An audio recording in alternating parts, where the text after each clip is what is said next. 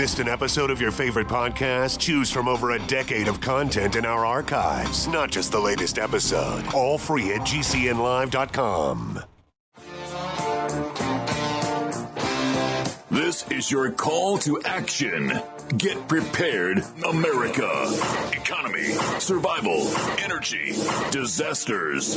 This is USAPrepares.com. Informative radio, educational radio. Interact now by emailing instructor@USAPrepares.com or text at 434-390-7953. Class, please take your seats. Now, your instructor, Vincent Finelli. Everyone all set? Cocked and locked.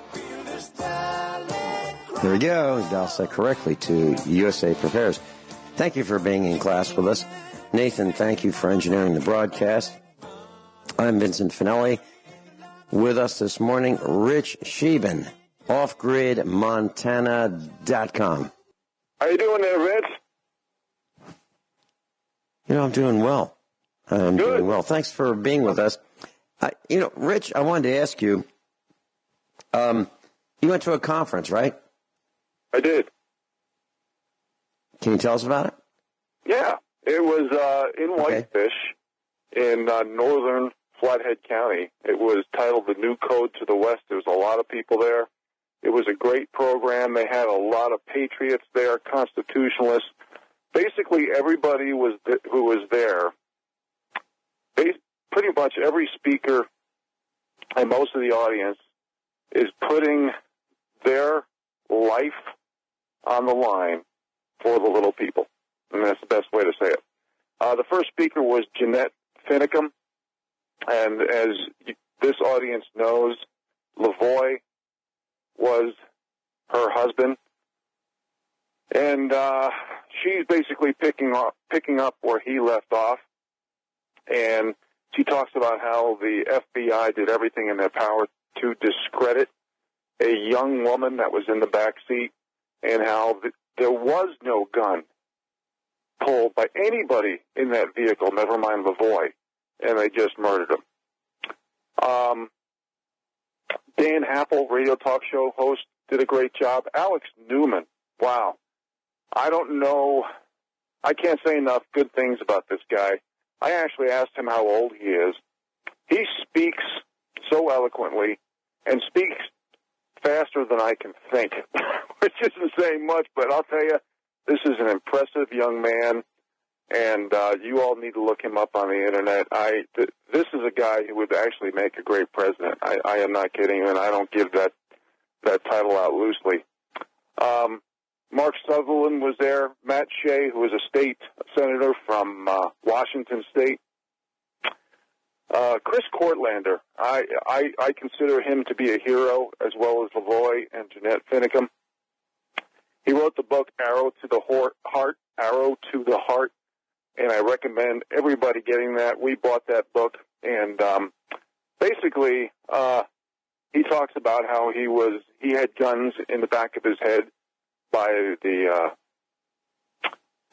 government bought and paid law enforcement. There's people there at this show who gave evidence to show that the budget of the Bureau of Land Management is over $250 million for a little over 200 people. And this is one of the reasons why they're conducting all these raids for artifacts as little as a pencil eraser, where no one's even getting convicted. One of the things that Chris is known for, and I've mentioned this on the air, and I'm going to do it again, and I'm going to do it again before the elections. He has proof that John Tester, Montana senator, was caught paying off individual Indians on the reservations for a vote for $40 each, paid for by the DNC, the Democrat National Committee. He has basically copies of checks and other evidence. It's quite incredible. And last but not least was Ammon Bundy. You would not believe the negative press that this conference had received, derogatory press, because the powers that be don't want this information getting out to the people. And I met Ammon Bundy. I met all these people. Excellent people, intelligent people. They love our country. Them and their family has made a ton of sacrifices for our freedoms, liberties, and the so-called justice system. And I say so-called because it is in quotes. And Ammon gave a really good presentation on how constitutional jurisdiction protects us. And I want everybody to remember that. That's why we have the rule of law and the Constitution, because the little people does not have, and I've said this a million times on the air in many contexts, does not have representation in the law, does not have protection in the law, and does not have restitution in the law. That's why the Constitution is so important. And he talked about how the feds used to control when we were territories and they don't have jurisdiction for the states. And today's jurisdiction is basically controlled by the property owners and the residents and the citizens of the states and not the federal government. And he was very clear about how we have too much government overreach from the feds that infringes on the rights of the individual. And you can go online and listen to all of these speeches. It's on several different venues. All you got to do is Google A New Code of the West. And it was a great, great, informative conference. And the people there, whether they were the speakers or the audience members, were awesome. Vince? Well, we certainly need more of these kinds of conferences so that more of us can learn what's really happening. And I met Randy Weaver and Ruby Ridge. Some of his family was shot by the FBI. And they've made his life miserable. And so what he decided to do was just travel around, talk to people, tell them what happened, and educate people as to what can happen when the big bad other team decides they're going to descend on you and surround you with weapons and murder you and get away with murder. And that's really interesting that Lavoy Finnegan's wife is doing this, picking up the mantle and getting the message out. It's important. And so what happened to her husband's murderers? At this point in time, at this point in time, absolutely nothing. That is correct. Mm-hmm. That is correct. Yeah, so that means to me that if you are part of a corporation posing as government, you can murder people with impunity. You can get away with it. Mm-hmm. Yep. I wonder if we can all identify as government workers. Of course, that's we are. Well, we work for the government. We work for the government corporation. I mean, if you pay taxes, that's what we're doing. That's right. And they take theirs off. They take their cut off the top. Mm-hmm. Yep. You know, it used to be that literally you would file an annual tax return, and at the end of the year you would pay what you determined you owed according to their rules. Now they take their slice before you get it. Literally before you get it. So if you have a job, they take the money that they want, they determine how much that's going to be, right out of your paycheck. They hold a gun to your employer's head, they hold a gun to your head, and you will comply. Tell me I'm wrong. No, in fact, this is why they call it. Yeah, Vince, this is why they call it populism. It really has turned into survivalism. Because the little people, like I said, has no representation, protection, or restitution under the law. This is why it's so important to read up, research up, speak up, and vote up, because we have to think for ourselves. Because the elite, the powers that be, are attacking the vulnerable. They're using rumors and gossip and tools like Facebook and Google and Apple, who have already sold out to China, using victim group status and all these politically correct buzzwords in group identity politics professional wordsmithing to attack the vulnerable. And what we need to do is make sure the vulnerable starts doing this reading and research, because it's just like statistics. You can read something, and it could be false and phony because of the context that they put it in, and they can use the same numbers. So it's so important to not just read up and research up, but understand what we're reading, because so much of it is false and phony and subliminal messaging and propaganda. Well, let's talk about statistics for just a second. I've got a case in point. When I lived in the Commonwealth of Virginia, the town found that the water lines were in disrepair. They were leaking. And if a person turned on the water in their kitchen sink or bathroom sink or their shower, they found out the water came out brown because the water was contaminated with the ground, the clay in the ground, so the water would come out brown. Well, because the pipes had holes in them. And no one knew where the water lines were because of mismanagement. So the town decided that if they brought in a prison, a private prison, they'd have to have good, clean drinking water for the prisoners. Can't have them drinking, contaminated water like the town residents were drinking. Well, so they decided to convince the generally dumb public that they needed this prison to fix the water supply, because the prison would pay for it. So they had a survey, and they went house to house and said to the people, would you rather have a prison or would you rather have an $80 a month water bill? $80 to $100. And 90%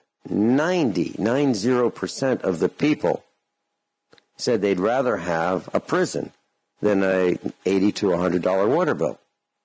It was absolutely true. They asked 10 people. 9 out of 10 of them said they'd rather have a prison. Literally, they asked 10 people. So when you're talking about liars and government, I guess those are synonyms, right? Liars and government and lying with statistics, there you have the case. How do I know? I was there. I fought the prison, and it was tough. We won, but it was tough. We'll be right back. So, Rich, I was in touch with Mike Ma, and he's been on the air with us for the last 4 Fridays for 2 hours. And he can make an appearance in Springfield on the 26th of this month. It's on a Friday for about 4 hours, maybe a little more, kind of a dinner meeting. We thought we'd get together and he would teach us. And one of the things he said was, here's a scenario. So the news allegedly, I mean, it's kind of like a fictional account, okay? So this did not happen, but here it is. So there's distant gunfire and distant fires throughout the night. Smoke is in the air.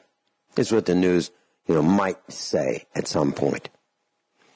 And electricity and water are unavailable on and off in spots throughout the city. The National Defense Act started. That's martial law. The planes are not flying. There's a curfew. No one is allowed out after dark, and everyone stays home. No one goes to work. Okay. And his question is, what are your plans for the day? What are you going to do? So that's the kind of thing that we're going to talk about at this event, should it happen. But we need between 10 and 25 people in order to make it work, because we'll have some group dynamics. This is not just Mike talking to a few people. And we don't have enough people yet to have it. So I've set up a method to contact us, and that is if you send an email to Vincent at USA Prepares, or or instructor at USA Prepares. I'll look for them, and I'll need your name and phone number so we can get back to you and confirm it. tell you where it is. It'll be invitation only, but you're invited. But what we're trying to say is we're not going to have people just show up, without being invited. So let us know if you're interested, and we'll invite you. And the cost will be $50, and it'll include dinner. And you'll get to see Mike Ma. There's only one Mike Ma. And I wanted to mention that. So, instructor at USA Prepares or Vincent at USA Prepares. And, Rich, you talked about something. We've been talking about this for a year or more, that you thought we ought to have a little get-together, kind of like an expo, but not really, where we have Dr. Norman Shealy, Dr. Richard Allen Miller, Mike Ma, Rich Scheben, John Regan, Joey, and if Guineith could make it, Guineith, a bunch of us presenting for a weekend, an entire weekend, where we kind of live together almost in Missouri. We thought, well, wouldn't that be cool to kind of do that? So that may happen. And Dan Sutterfield, who is involved with us, is probably going to call in today and tell us about an incentive that he has to even make this even better. So the question I have is, are any of you interested in having that kind of a get-together with, an hour and a half of Norm Shealy, maybe 2 hours, maybe 3 hours of Norm Shealy? Same with Rich Scheben, John Regan, Rick Miller. And then you eat with us. We have breakfast, lunch, and dinner together for a couple days on a weekend. Are any of you interested in that? If you are, let me know. And we'll do our best to make it happen. If you're not interested, we certainly won't do it, because I can't spend the time away from the farm to pull off an event like this if there's no interest. Makes no sense. So as I look at some of the events that have been happening across the United States, political events, and for $800 you can get a ticket to go to a political event. We're not talking about anything like that. We're talking about, I don't know, maybe $50 for the weekend. So if you're interested, please let me know. Vincent at USA Prepares or instructor at USA Prepares. And what's happening is I'm not getting emails. It's not coming through. So, Vince, I'm getting so many emails being blocked, even phone calls. It's kind of ridiculous. We are in a surveillance censorship 1984 Orwellian Twilight Zone episode right now. There's no doubt about it. Mm-hmm. Yep. Yeah, and if you think about it, how is it possible that we could have a Mike Ma event and not one person, not one person responds? How is that possible? Makes no sense to me. Rich and I'll be right back. Class Rich Sheben's with us, offgridmontana.com. Joining us is Dan Sutterfield. Welcome, Dan. Good morning, gentlemen. Good morning. I wanted to ask Rich, before we get started, Dan. Rich, what are your thoughts about, putting together, not the expo with the booths and the exhibits, but with the teachers, the instructors, senior faculty, that kind of thing, with you and Guineith, if she can make it, and John Regan and Norm and Rick Miller and Stephen Hewer maybe, and if he's got time, those individuals, and Mike Ma, of course. What are your thoughts? No, I think it's a great idea, Vince. There's a few issues. 80% of Americans are living paycheck to paycheck. 69% of Americans, pardon my statistics, but I love math, 69% have less than $1,000 in savings. That takes a lot of people out of the picture. And you got to look at so many people who are afraid today because of political correctness for getting on a list. And I think we should also open it up to a possibility of a GoToMeeting.com or a Skype event along with a live event in person to get more people involved. So, of course it's a good idea. But you got to look at all the people who don't have the means. And I think the biggest thing is the censorship. I know so many people who have their names out there like we do, who aren't getting emails, who aren't getting information. You know, you got to remember that when you stick up for the little guy, in other words, the bottom 93% approximately of income earners, the powers that be don't want you to do that. They don't want truth. So they're going to discredit, delegitimize, and demonize people who do this around every corner. Like I mentioned, this new Code of the West meeting that I was at in Whitefish this past weekend. The negative derogatory press was incredible. And they didn't stand on truth. But when too many people read this, now are there people waking up? Yes. Are there people getting angry because they've been used, they've been duped, they've been played? Yes. Mm-hmm. So even though, is it a good idea? It's an excellent idea. But we also have to realize that there might not be as much participation as we want, because people might even email you, Vince, and it might not even get to you. Well, I sent Joey an email yesterday, and he didn't get it. It got returned to me, and it's not like I mistyped it. He sent me an email, I responded, and I get a return, undeliverable. I mean, that's the kind of stuff that's happening. He's having that trouble. Rick's having that trouble. You're having that trouble. I'm having that trouble. Dan Sutterfield's in Missouri. Dan, you've got some thoughts about this potential event. What are your thoughts? Well, you know, just to kind of go back over what you guys were just talking about, you might have to resort to snail mail. Mm-hmm. And just let people send you a letter through the mail with a check, and you could always return the check if you don't get enough people to make the thing go over. I mean, that's terribly slow, but it would work, I guess. Dan, it's very interesting. What I was wanting to do was, I've met Mike Ma. I can appreciate what he does, to say the least. I even laid on a table and let him beat on me for a while. I'm being facetious. He would adjust people at one of your expos. It was great. But I decided I could sweeten the deal for people that wanted to show up and listen to him.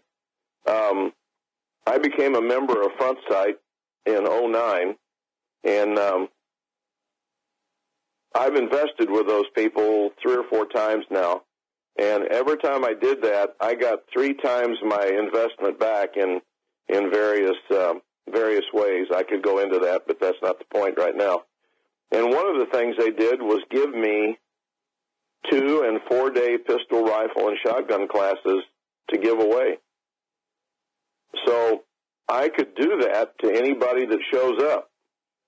If anybody shows up to hear Mike Ma, if they want it. Now, I'm not going to give it to them if they don't think they'll ever go. But if they show up and want this, I'd be glad to give them a 2- or 4-day pistol, rifle, or shotgun class with Front Sight. And that's worth $500 a day if you'd stumble on it online and decide to go out there and just take one class. Rich, you've been to Front Sight, yes? I have. Yeah. No. What's your reaction? Great. No, Front Sight's great, and I think the database of people, like-minded people that you meet there, is priceless. And I think that's what we need to do. And I think the censorship of big tech is going to do everything in their power to make sure we don't create databases of like-minded people, especially with emails. By the way, speaking of emails, did you get the email I sent you this morning, Vince, about your congresswoman on how she was basically misrepresenting a lot of things she was saying, especially with the Second Amendment? Did you ever get that? I'm looking right now. Let's see. I got a Zero Hedge link. Is that what you're talking about? Senator Claire McCaskill? That's it. Yeah. Just got it. Mm-hmm. Yep. Okay. Mm-hmm. Just curious if and by the way, you never know these there's days. One of our affiliates, KLID AM 1340 in Poplar Bluff, Missouri, the owner of the station called me, and Sonny Skidmore, and asked me if I would interview Claire McCaskill because she felt that I would be fair with her. I wouldn't beat her up. And I said I would do it. And I'm still waiting to hear back whether there will be an interview. And so they're that may happen. That may happen right here on USA Prepares. So, I'm not holding my breath. If a congressperson or a senator were down the road from me, or I just have to go out of my driveway and make one turn and then maybe make another turn a half a mile or 2 miles later, I don't think I'd do it. Why would I want to do that? Right? Why would I want to waste my time with them? So, some people think that that's worth doing. Had an opportunity to go see Michelle, or Michael, whichever you prefer, in Springfield, and, be in the middle of Snipers on the Roof, a few years ago. And I was considering doing that. I thought, what am I doing? Why would I want to go see that? But I didn't go. Yeah. And as a member of the media, I can do that kind of stuff. But why would I want to? Why? How much do I want to know about these criminals, and why would I want to be in the crosshairs of their machine, literally and figuratively? Not interested. So, Dan Sutterfield, Front Sight. Tell us about the facility, where it is, what it's like, what you've learned, please. Oh, my goodness. Well, Vince, they've got, I think it's 550 acres, about 50 miles west of Las Vegas. This is the perfect time of year to go out there. The weather is just incredible. About 50 degrees in the morning, maybe get up to 65 or 70 in the afternoon. They just completed 25 brand new ranges. Now they've got over 50 different ranges. And they teach pistol, rifle, shotgun, submachine gun, rope, hand-to-hand, hand-to-knife, defensive driving, tunnel. They've got over 50 different classes, Vince. And in the last 20 years, they have taught over 1 million people. Each year, they train more people at that one facility than all other firearms training facilities in the United States combined. They've got another facility up in Alaska for the advanced classes. They shut down out there in Nevada July 4th. That's their last day of training for a couple of months because it's just too hot. And during that shutdown time in Nevada, they opened the range up in Alaska. And for people that are beyond the initial introduction classes, they can go up there and train. And as soon as they get done with their world-class overnight facility that they're currently building out there in Nevada, as soon as they finish that, and he's predicting 18 to 24 months, he should be done with that, he's going to pick another location in either Texas or Florida and build another brand-new facility. So it's just a phenomenal place to go train. There's no military mindset. When my wife and I were out there, we had 6 or 7 women in the class. No demeaning attitude or belittling snide remarks, which I heard a lot in the military. It's just an incredibly professional place to go, extremely safety-oriented. It just makes you feel good to be there and realize you're part of something that's just one in a million, one in the world maybe. That good, that quality. And have you met the founder, Dr. Ignatius Piazza? I would love to meet him.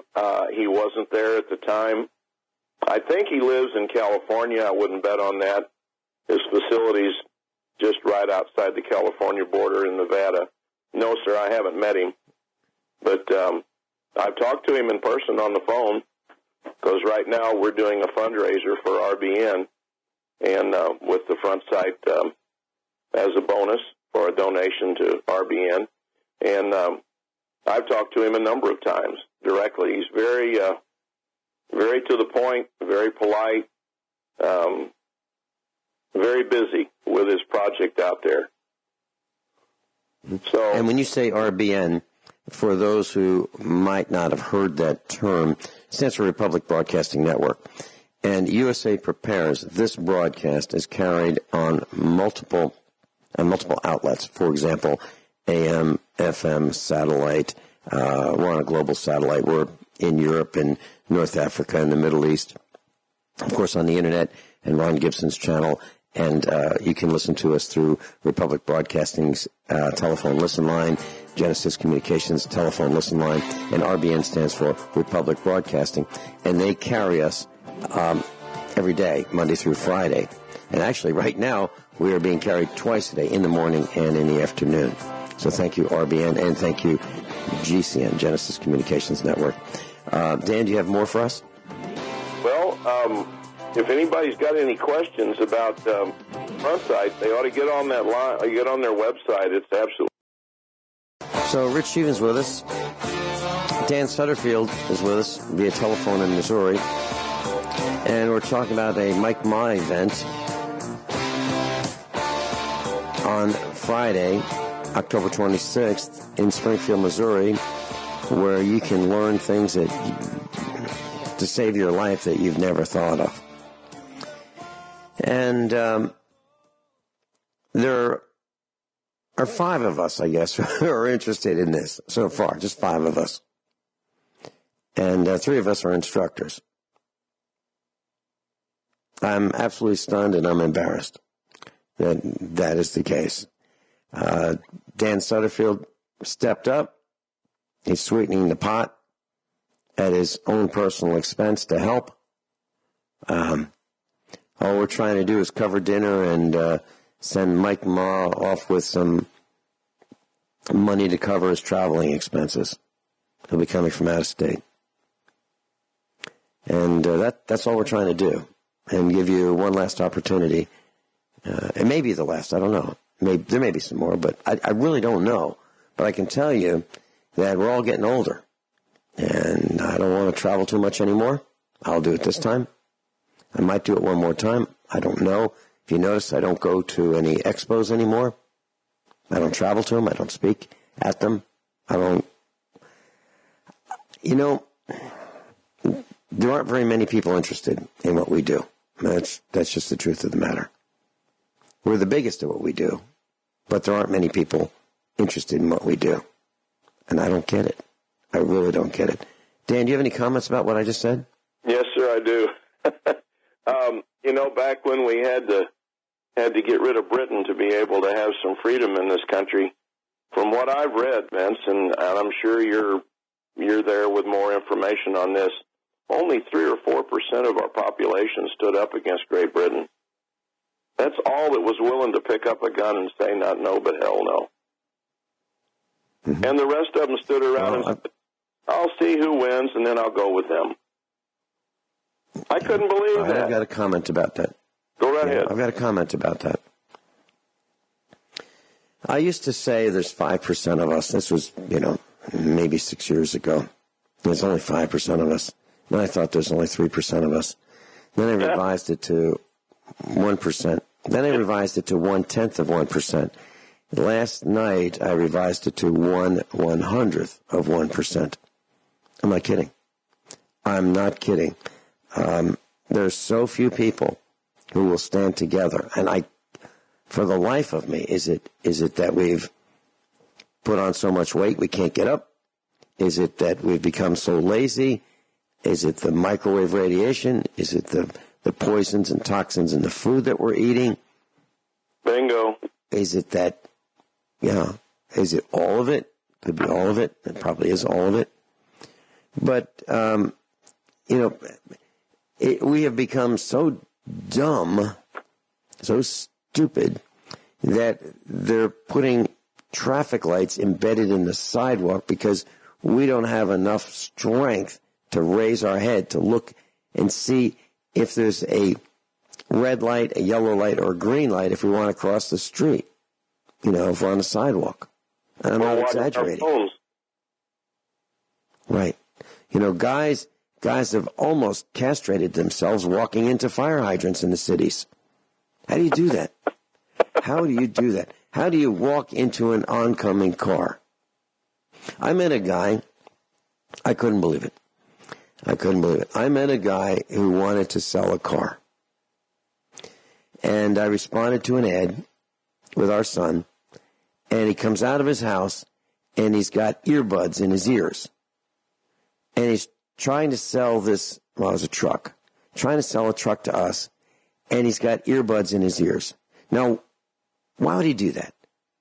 Why would he be so discourteous, so disrespectful, so me first, that he's got earbuds in his ears when he's trying to convince us to buy this truck? Of course, we walked away. That's where we are. And how long ago was that? Oh, about a week.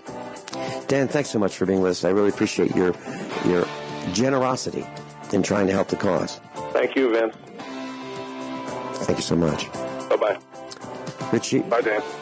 Rich Scheben, bye-bye. Rich Scheben, I'll be right back after top of the hour news and commercial announcements. We're going to talk about Sears for a minute or two. What a disaster. Sears, going belly up. They've gone belly up. It breaks my heart. It really does. Rich Scheben's with us. Offgridmontana.com. Offgridmontana.com. And, Rich, if you don't mind, I'd like to just mention a few things about Sears, Roebuck and Company. Sure. And then after that, Vince, I want to talk a little bit about statistics since you brought it up earlier, if that's okay. Sure. I was in high school, and I got a job offer to be a mechanic at Sears. So it wasn't a full-time job, but I couldn't believe it. I just couldn't believe that they offered me this job. And, I had my own bay, and the shop foreman would assign what work I got. And, I was working on exhaust systems and mufflers and that kind of stuff. And I had air tools, an air chisel. And it was kind of neat for a young guy. And I was a gearhead, yeah. I used to race cars, yeah. But they offered me this job. And day number one, the shop foreman welcomed me. And he said, let's walk over to the main store. This was from the automotive building. Let's go to the main store. Went to the main store. I had no idea where we were going there, but we walked across the parking lot. Went into the men's clothing department at the main store. And he said, this ought to fit. And he gave me a men's work shirt. It was gray in color. It was a mechanic shirt, 2 pockets. As a matter of fact, I have it on right now. That shirt has lasted from 1970 or so till today. It's my favorite mechanic's work shirt. And I'm wearing it because right after the broadcast, I'm going to be working on mechanical things. And when you wash it, the grease comes out. I mean, this shirt is that old. It still fits. I haven't gained much weight, a couple pounds. And he said on day number one, hey, Vinny, remember this throughout your whole life. May the job be big or small. Do it right or not at all. And, of course, I've said that over the air a number of times, but it's absolutely true, and I believe that. And our whole family believes that. As a matter of fact, if I'm doing something in the shop, my son will look at me and, if I'm even remotely thinking about doing something quickly and not doing it thoroughly, he'll say, may the job be big or small. Do it right or not at all. Remember, Dad? Yep, I do. So Sears was good, better, best, 3 qualities, and you could, and they would tell you, this is the good one, this is a better one, and this is the best one they have to offer. And there were 3 price points. So if you had lots of money and you wanted the best, well, there it was. If you didn't, you could buy the good one, and it was still good. It wasn't junk. It was good. Well, Sears stood behind its products, and on above the entrance of every door going into the building, it would say satisfaction guaranteed or your money back. Well, they changed their mind. And, after the 70s, they decided they didn't mean that anymore. They lost some customers. And then they tried an experiment with, well, we're not going to have sales. We'll just have one price. And you don't have to worry about coming in for the sale price because we're going to have one price all the time, every day. That didn't work. And they brought back sales. That seemed to work a little bit. But they started closing stores. And closing stores. And I was on the phone with Joey yesterday, USA Preparedness instructor in Michigan. He said, hey, Vinny, when was the last time you went to Sears to buy some tools? Why would I go to Sears and buy tools? Why would I do that? Why would I overpay for Craftsman made in USA tools? You know, they used to have Craftsman screwdrivers, and they had ground tips. Ground. You know, they would chrome vanadium. They would grind the tips of screwdrivers on a grinder, and they would be just absolutely perfect. As good as you can get. As good as the best. Well, and a lifetime warranty. Well, I changed that. And they changed that to stamped out screwdrivers. And if you look, they have these little ridges on them. They're not the same. They're not as good. They're not as strong. They're cheaper to make. But they look the same from 5 feet, 4 feet, 3 feet. But when you look at them at 1 foot, they're not the same. So they've lied to us. They didn't say, you know, this isn't the same screwdriver we used to sell. This one is the same price, but it's not as good. They didn't tell us that kind of stuff. And they've reneged on their warranties. Now you got to fight with them because they don't mean satisfaction guarantee to your money back. They don't mean it. They don't even say it anymore. You know, I bought a microwave oven. I don't like using a microwave oven, but I didn't buy it for the oven. I bought it because it's a range hood, and it's above the gas stove. So it's crazy to me to cook in the kitchen without having ventilation above the gas stove. It's crazy to me. I want those gas fumes expelled outside. Why? Because they're known to cause cancer, cooking with gas. So before I turn on the oven, I turn on the range hood. And it has a vent that I put through the wall when we built the house. It's made that way. You can install this with a plate that blocks off the outside vent and recirculates those kitchen fumes back into the kitchen, or you can send them outside. Well, I took the plate off as, you know, if you want to send them outside, that's what you do. You take these couple screws out and you hang it on the wall. And there's a template for aligning this microwave oven / exhaust fan range hood to meet with the hole in the wall. Spent a lot of time lining that up. And this particular one is a Kenmore brand. Well, what pains me is when this darn thing quits. Am I going to be able to get a range hood that's going to meet the hole in the wall that's through a stone house? Am I going to be able to do that? Or am I going to be facing some other Chinese brand that doesn't meet the standards of the Kenmore, which I considered to be, at the time, top of the line? Now, did I pay top of the line prices? No, because it was a scratch and dent model when I bought it. And when I say dent, had a big dent in the side, but you can't see it because where the dent is covered up by the cabinet. So I paid less for this microwave range hood than I would for a fan to circulate the air throughout the kitchen. I didn't fight with them for price. That's the price they had on it. I was the only guy that wanted it. It was perfect for us. But this darn thing is going to quit sometime. And then what am I going to do? Kenmore may still be around. I don't know. But Sears is not the company it used to be. It used to be great. They used to have a catalog that was 2.5, 3 inches thick. We used to love to look at the catalog. If you wanted to know who, what, when, where, why, and how about what was available, it was in that catalog. If it was clothing, watches, paint, furnaces, well pumps, wire, lighting fixtures, if you wanted it, you could get it at Sears. And if you didn't have a house, you could get one of those too. from Sears. You could buy a house. Tires, batteries, exhaust systems, exhaust pipes, brakes. It was all there.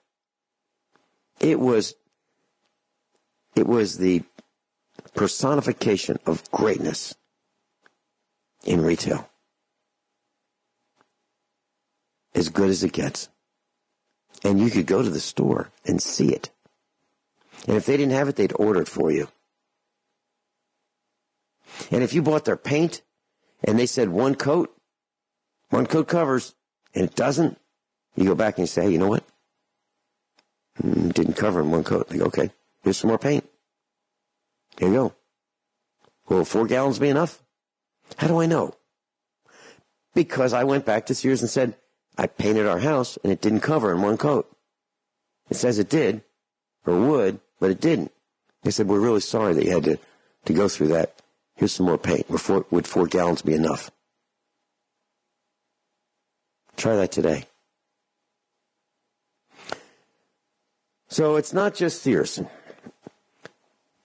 These new accountants have destroyed retail. They're destroying AutoZone. They're destroying retail chains because they're saying, yeah, we match prices. And then you go say, hey, can you match this? They go, no, can't match that one. It's too low. And how do we know? Because they told us. There's a store called Orscheln. They used to match prices for us all the time. Now they tell us, well, we can't do it. Too many people have gotten fired for doing what we said we would do. Sure, we'll match prices. No, we won't. Because the sales clerks, if they match prices, will get fired for matching prices, which is company policy. AutoZone, same thing.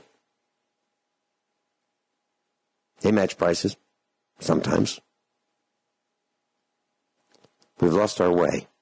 We don't mean what we say. We don't honor our commitments. I'm not talking about you and me. I'm talking about our class. I'm talking about big business. Sears used to give discounts to their employees. You get 10% off. That was great. I got 10% off. They used to, if you retired from Sears, put in a lot of service, retired, you still got your 10% off. Well, they've reneged on that for a lot of people, too. Yeah, well, we said that, but we don't mean that. Can you imagine? Who wants to go to Sears today? Well, I suggest you do if you've got some Craftsman tools that you want to return. Go back to Sears. Get them before there's no more Sears.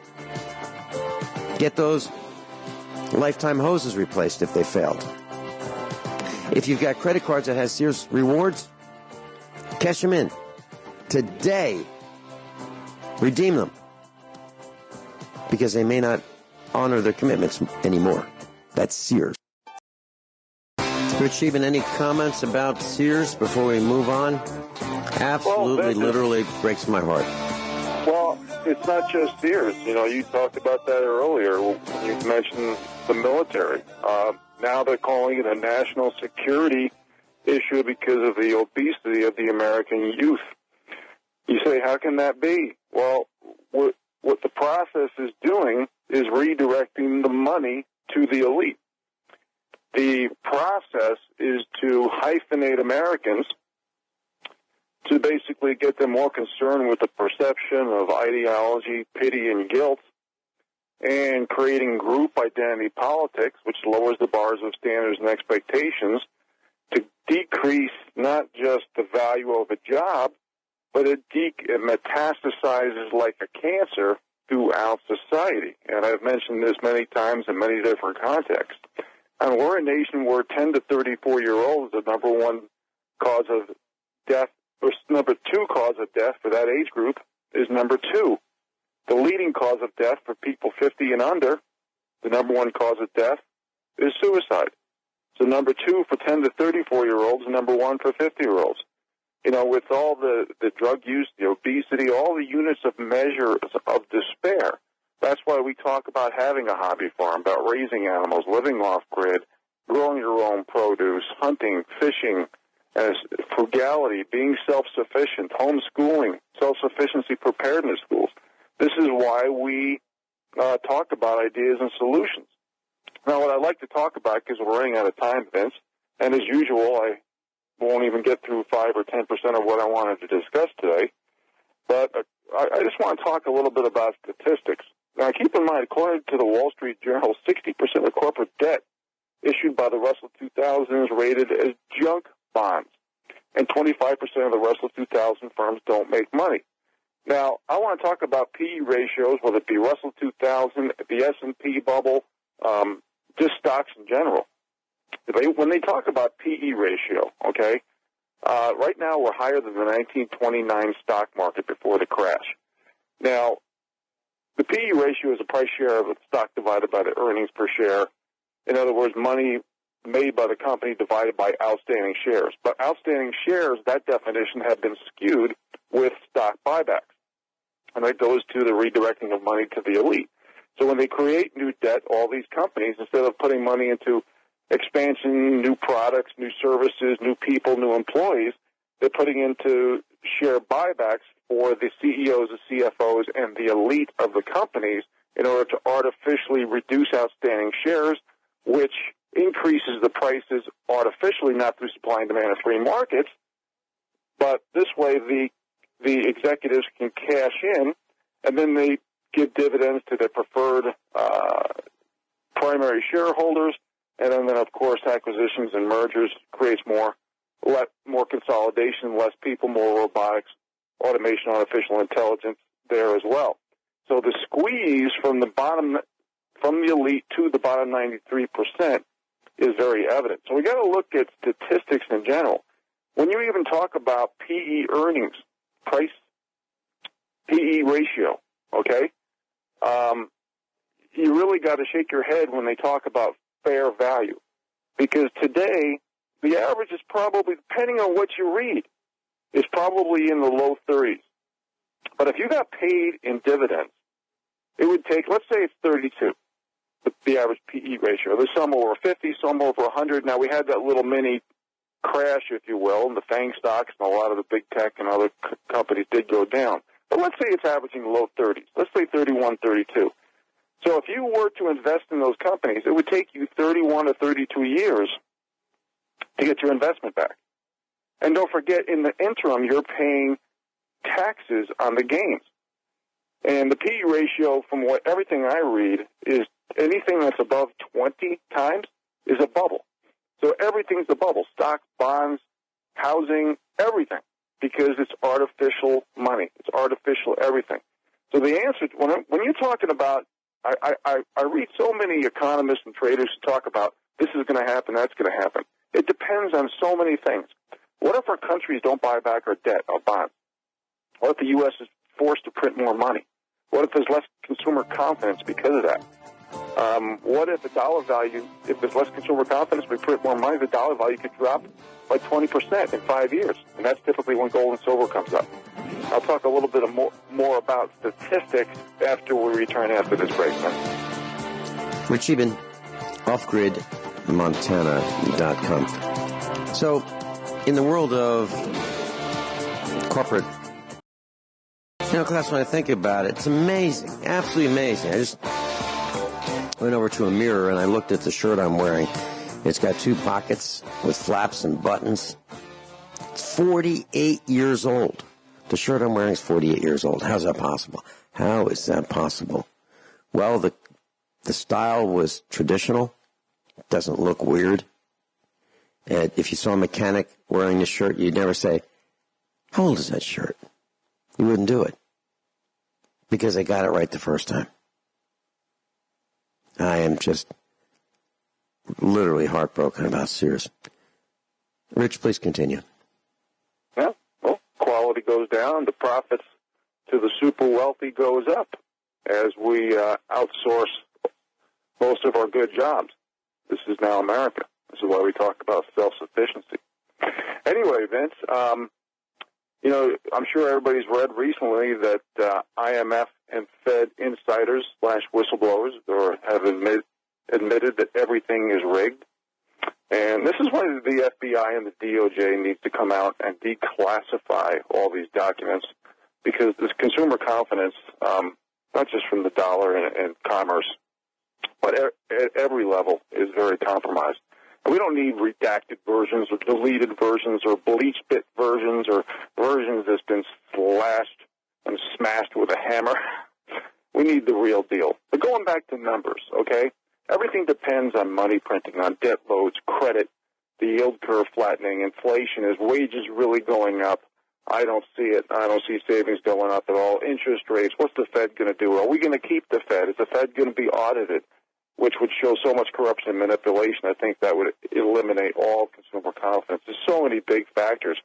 The biggest factor to the health and wealth of our economy, with all these politically correct buzzwords that the powers that be use, like equality, fairness, tolerance, diversity, prosperity, inclusiveness, humanity, democracy, all these BS words have been hijacked by definition.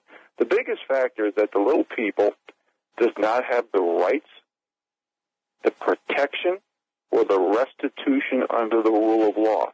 The elites, middlemen, the liaisons for the bought and paid, the lawyers, judges, bankers, and politicians have sold out the bottom 93%.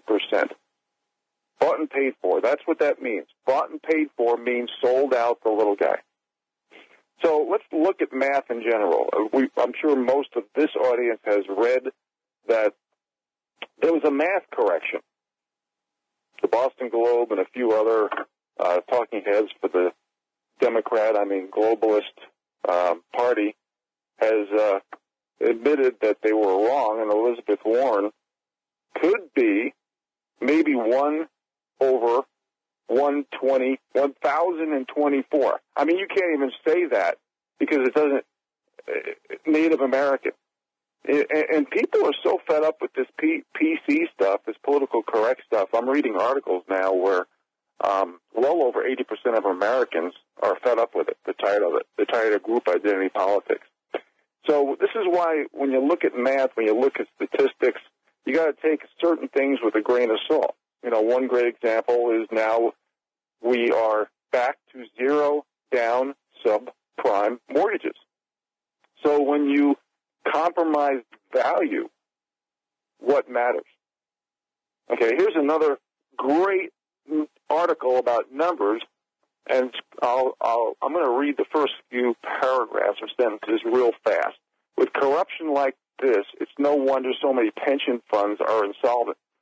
Last week, the head of the New York State Pension Fund found herself a new job. Vicki Fuller, the former head of New York's $209 billion fund, now earns $275,000 per year working part-time for a national gas group called the Williams Companies. Good work if you can get it. I'm not paraphrasing. I'm reading the article. It's noteworthy that when Ms. Fuller ran her state pension fund, she invested $110 million of taxpayer money to bonds issued by none other than the Williams Companies. Bear in mind that Moody's, the credit rating agency, downgraded Williams' financial outlook to negative because of the company's high leverage and risk. The fund that Ms. Fuller managed also voted in favor of a huge multi-million-dollar packages for senior executives of the Williams Companies, even though the stock price was dropping. So, gee, maybe it's just crazy coincidence that Ms. Fuller left her job at the state pension fund and took an extremely lucrative part-time job the same week with the Williams Companies. This is so blatant, it's Banana Republic stuff. It's not just as bad as billion-dollar theft from Malaysia's pension fund, but it's the same stink. Bear in mind that most pension funds are already in terrible condition to begin with, even before you factor in pension or potential malfeasance by bureaucrats who manage them. Overall, public pension funds are in the U.S. are short $7 trillion. What they promise to pay out retirees. Now, and I'll stop there. But see, folks, this is why we need to read up, research up, speak up, and vote up. And then at the same time, we're getting all this subliminal messaging. And there's an article here. We're just not going to have time to go through it. Joy Behar is talking about how the GOP is telling boys that they can grope all women. Well, we're getting to the point where nothing matters anymore. And this is part of the skewing of all this political correct stuff. You know, the definition of marriage and everything else. You know, we have so many contradictions. You know, we have Bill Clinton, Harvey Weinstein, Anthony Weiner, Ted Kennedy, Keith Ellison, so many more under the DNC name who does the same thing, but nothing happens. We got Obama's past life and relationships and college transcripts secret. So as they want to admit to abandoning free speech and civility, here they are not practicing what they preach. Here's an article right here. Robert Redford feels out of place in bigoted, mean-spirited America. Now, I love Robert Redford in the movie Jeremiah Johnson, but it pretty much stops there. He's talking about how he's disappointed in our civil servants and have failed us in bigotry, mean-spiritedness, mockery, now the normal tools of the trade. And basically he says it's understandable for younger generations to express frustration with their elder, hyper-partisan, and increasingly convergent set of values. It's hard to blame young people for calling us out and pointing to our conflicts between the values we declare and those we stand behind only when it's convenient to partisanship. Robert Redford wrote, many people are rightly calling it a damn mess. We don't have to share the same motivations for the same outcomes, he added. Let's focus on each other, strengthening our communities, and reflecting on what's happening. Let's live in justice and respect and let others fight it out now to the bitter end. So what he's saying right here is part of the group identity politics. Let's divide the people by race, gender, sex, religion, ideology, and generation. See, they need World War III. They need revolutions. They need civil wars. They have to hide all the corrupt monetary policies and the redirection of money from the little guy to the elite. And they throw in all this subliminal messaging all the time, showing how we need more infighting, more chaos. You know, at the same time, all these people are not practicing what they preach. And this is why I mentioned practice what you preach laws, Vince, on the air all the time. Here's another article. Gun control proponent LeBron James has armed guards on security detail. I mean, he had at least 10 armed security personnel at his home for defense for himself and his family. And these same people are talking about how we need to eliminate guns. What they want to do is eliminate freedoms, liberties, and justice. And we have no justice. We have no justice for the little guy. And that's one of the reasons I mentioned that conference I went to earlier in the show, because there are people willing to stick their neck out for the little guy. And that's exactly what all these people are doing. They're sticking their neck out for the little guy because the little guy has no more control of their own destiny. Every penny out there is being redirected from the little guy to the elite. And there's no restitution for the little guy at all. The elite can not practice what they preach. They can do crimes. They can be corrupt, manipulative, deceptive. They can ask for money when they fail, and they're always too big to fail and too big to jail, and yet we have to pay for it all. And this is what we're in right now. Hillary Clinton is basically saying that there's no time for civility. You know, she's openly endorsing political violence. I'm reading headlines here, okay? While we have wage stagnation in mortgage rates, and home buyers are reaching a breaking point as we head into another subprime mortgage catastrophe that people aren't talking about. Because we are allowing the elite, because we're not reading up, researching up, and speaking up, to control the narrative.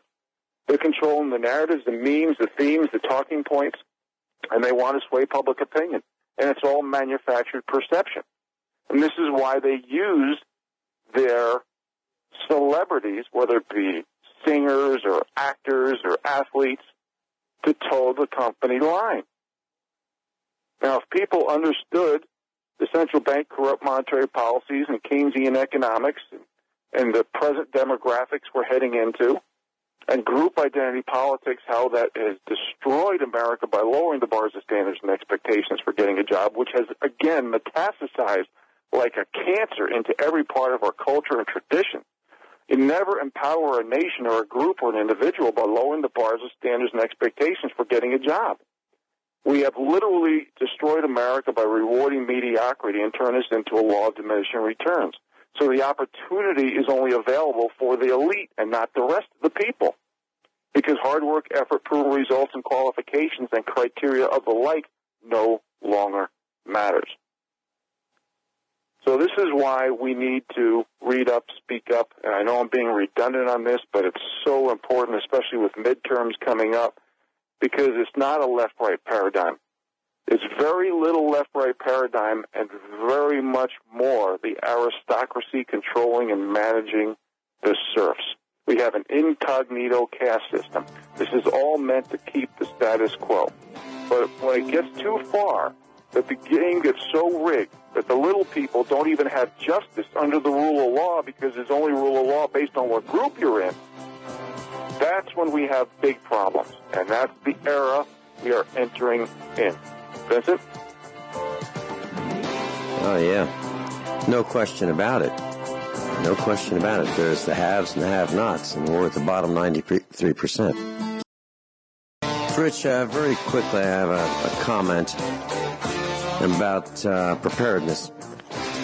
And for as long as I've been broadcasting, I've been talking about mini-max regret, minimize your maximum regret. And I discussed the potential of that pickup truck in front of you with the ladder that's not secured, and you know, the maximum regret of that would be that ladder flying out of the back of the pickup truck and going through your windshield. Well, there's a Florida motorist, he's 35 years old, and out of the back of a pickup truck flew a sheet of plywood. And the plywood went right through her windshield. I'm talking about a 4-foot by 8-foot sheet of plywood. Right through her windshield. And the corner of it looks like, I'm looking at the image, just missed her. Went right through the window of her 2016 Honda on Interstate 95 in Florida. Okay, so naturally, if you see lumber, ladders, not secure in the vehicle, back off, okay? And there are all kinds of stories about things flying out of pickup trucks, like unsecured concrete blocks and other objects that are heavy. And what do you do? What do you do? A guy flew in front of me. He was entering the interstate at a pickup truck. There was no visible cargo, and he decided he was going to out-accelerate me. I was in the slow lane, 3 lanes.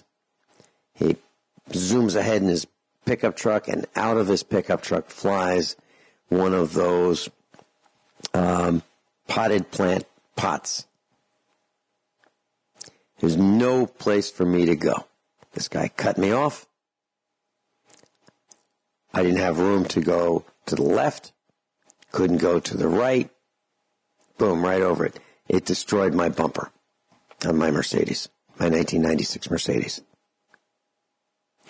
You know, it makes you want to, contemplate road rage. I have to pay for it. He's gone.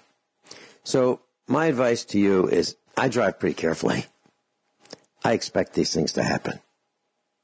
But sometimes, I didn't see a ladder, I didn't see any plywood, but it happened to me.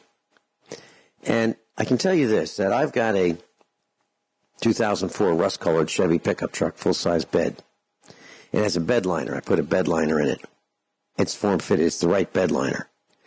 And when I have the tailgate up, if I'm doing 55 miles an hour, the center of that bed liner lifts up in the back.